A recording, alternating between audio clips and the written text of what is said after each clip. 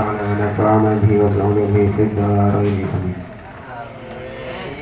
Babu salam rajuli ala zaujatihi wal mar'ati.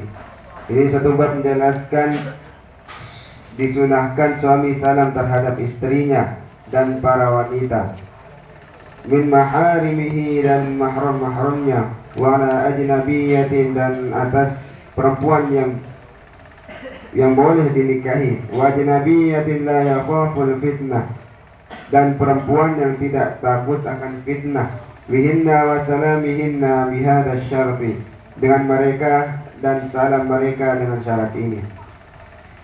An Salim ibn Sa'd radhiyallahu anhu qala, hadis diriwayatkan dari Sahal bin Sa'd radhiyallahu anhu, semoga Allah meridainya, qala, ia berkata, kanat fina imra'atun, di tengah-tengah kami ada wanita, wa fi riwayatin, dan pada riwayat lain, kanat lana ajuzun, di tengah-tengah kami ada wanita tua, ta'khudhu min usulis salki, yang bisa mencari rempah-rempah, fatatrahuhu fil qidri, kemudian dimasak dalam kuali, wa tukarkiru habbati min sya'irin, dan dicampur dengan gandum.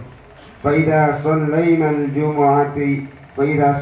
al-jumu'ata, maka apabila kami selesai salat Jumat, wan sarafna, maka kami datang ke tempatnya, nusallimu 'alaiha,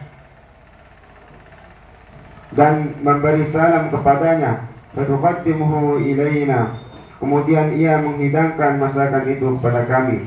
Rahul Bukhari, berkata Bukhari, qauluhu tukarkiru ay tathanu, yaitu mencampur.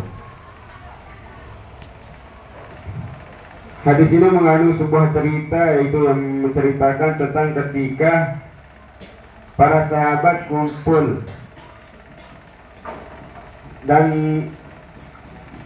ada wanita di tengah-tengahnya, atau pada riwayat lain juga menjelaskan ada wanita tua, yang dimana wanita tua itu yang sedang mencari rempah-rempah.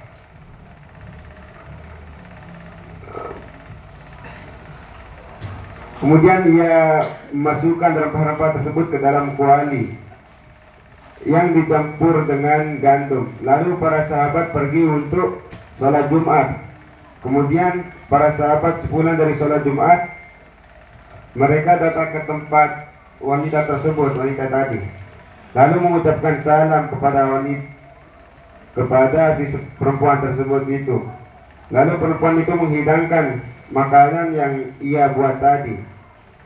Pesan atau kesimpulan yang bisa kita ambil dari hadis ini, ketika kita pergi ke rumah orang, kita dianjurkan untuk mengucapkan salam, karena salam itu melambangkan bahwa kita mendoakan orang tersebut.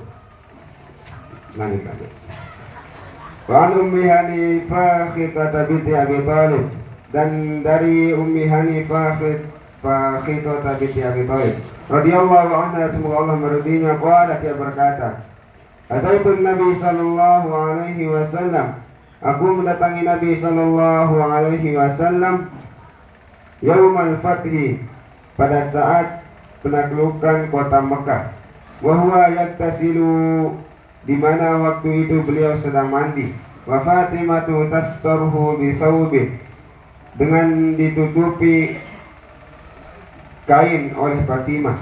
Fasallamtu, kemudian aku mengucapkan salam. Wa dzakaratil haditsa, dan ia menyebutkan hadis, rawahul Muslim, diriwayatkan Imam Muslim.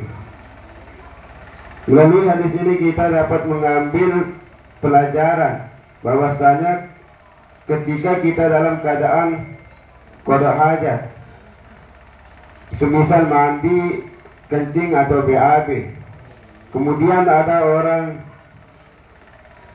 orang yang mengucapkan salam kepada kita, maka kita tidak wajib menjawab salam tersebut. Sekalipun menjawab salam itu hukumnya wajib,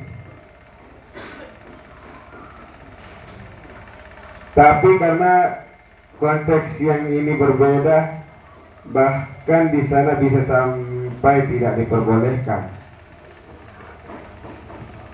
Wa an Asma binti Yazid radhiyallahu anha qalat, dan hadis dari Asma bin Yazid radhiyallahu anha semoga Allah meridhoinya, qalat, dia berkata, marra alaina Nabi sallallahu alaihi wasallam, Nabi sallallahu alaihi wasallam berjalan melewati fi niswatin, sekelompok wanita.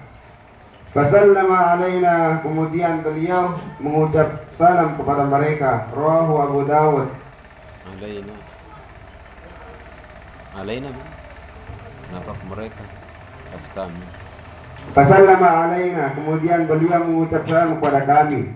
Rawahu Abu Dawud, diriwayatkan dari Abu Dawud wa Tirmizi, dan Tirmizi, wa qala, ia berkata, hadisun hasan, ini hadis hasan. Wa hadza lafzu Abi Dawud, dan ini lafaz Abi Dawud. Wa lafzu Tirmizi, sedangkan lafaz Imam Tirmizi, anna Rasulullah sallallahu alaihi wasallam, sesungguhnya Rasulullah sallallahu alaihi wasallam marra fil masjid yauman, pada suatu hari berjalan melewati masjid. Wa usbatun minan nisa'i, sekelompok kaum wanita, qu'udun, sedang duduk. Fa alwa biyadihi bit taslimi, maka beliau melambaikan tangannya sebagai isyarat.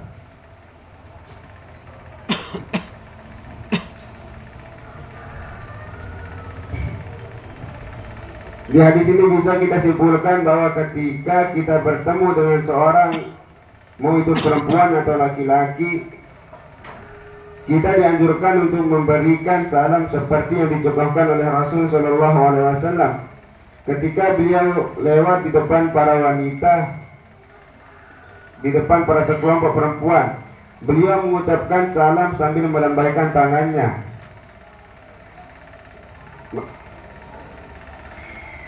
Yang memberikan isyarat bahwa beliau itu mengucapkan salam. Bahkan ketika kita berpapasan bersama anak kecil, kita disunahkan untuk mengucap salam, karena tidak lain dan tidak bukan, salam merupakan bentuk doa kita kepada orang yang kita berikan salam. Baru tahrimi ibtida'in al-kafiri bis salami. Ini suatu bab menjelaskan tidak boleh mendahulukan salam kepada orang kafir. Wa kaifiyatir raddi alaihim, dan cara menjawab kepada mereka. Wa istihbabis salami, dan disunahkan salam ala ahli majlisin, atas orang yang berkumpul, fihim, kepada mereka, muslimuna wa kuffarun, orang muslim dan orang kafir. Wa an Abi Hurairah radhiyallahu anhu, dan hadis diriwayatkan dari Abi Hurairah radhiyallahu anhu, semoga Allah meridainya, anna Rasulullah sallallahu alaihi wasallam, sesungguhnya Rasulullah sallallahu alaihi wasallam bersabda, la tabda'ul yahuda walan nasara bis salami, janganlah kalian memulai dahulu mengucap salam kepada orang Yahudi dan Nasrani. Fa idza laqitum ahadahum, maka apabila kalian bertemu salah satu di antara mereka, fi tariqin, di tengah jalan, fattarruhu ila adyaqihi, maka berusahalah agar ia menuju ke tempat yang sempit atau pinggir jalan.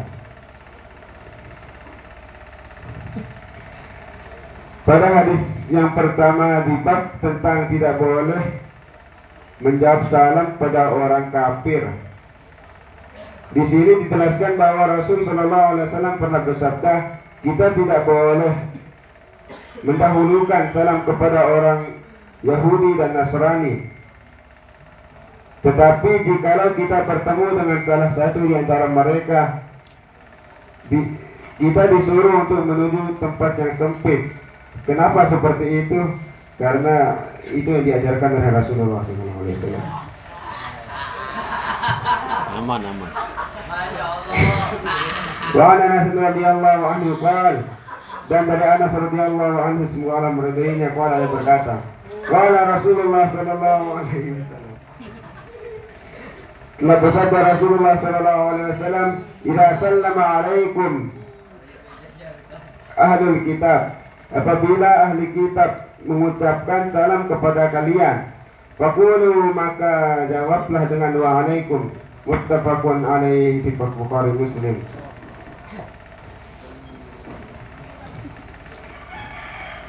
Di sini Rasulullah SAW memberitahukan kepada para sahabat lewat sabdanya yang dimana ketika ada orang ahli kitab yang memberikan salam, maka mereka menjawab dengan waalaikum. Karena nanti kalau kita mengatakan waalaikumsalam dengan ditaruhkan assalam di sana, maka kita secara tidak sengaja atau tidak sadar mendoakan orang ahli kitab tersebut. Sedangkan kita tidak diperbolehkan untuk mendoakannya, karena hal tersebut kita disuruh ketika menjawab salamnya itu dengan mengatakan waalaikum. Dan yang dimaksud dengan ahli kitab di sini ialah orang Nasrani dan Yahudi. Wallahu a'lam bishawab.